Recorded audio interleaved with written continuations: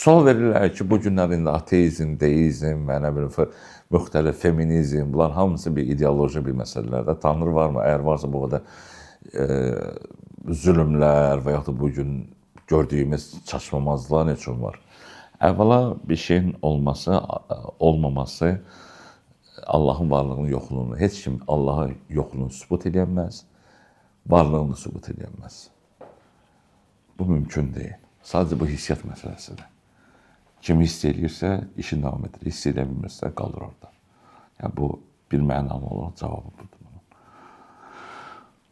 Allah var və imtihan da var. Allah var, yəni imtihan var. Biz də imtihan olunuruq.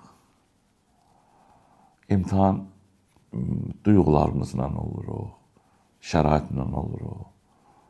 Çətinlik hər yerdə pürüm-pürüz olacaq, elə bir şey yoxdur. Çətinliklər olacaq.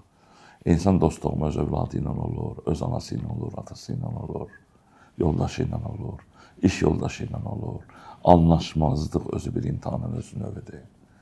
Burada qeyri-adi heç nə tapmaq lazım deyil. Valideynlərlə insan imtihan olunur. Fərqli düşünürlər. Çünki diapazon get-gedə, məsələn üçün, 60-70 getdikcə dünya baxışları fərqlənir. Mənim dünya baxışım fərqlidir. Mən başqa bir fazadayım, onlar başqa bir fazadadılar. Mənim övladlarım başqa bir fazanın insanlarıdır. Ona görə heç min, belə deyək də, dəyərini öldürməmək, sındırmamaq şərti ilə. Əxlaqı normativlərə toxunmamaq şərti ilə biz başa düşməliyik ki, mən buyam, mənim limitim budur, mən bu qədər yaxşılıq eləyə bilərəm.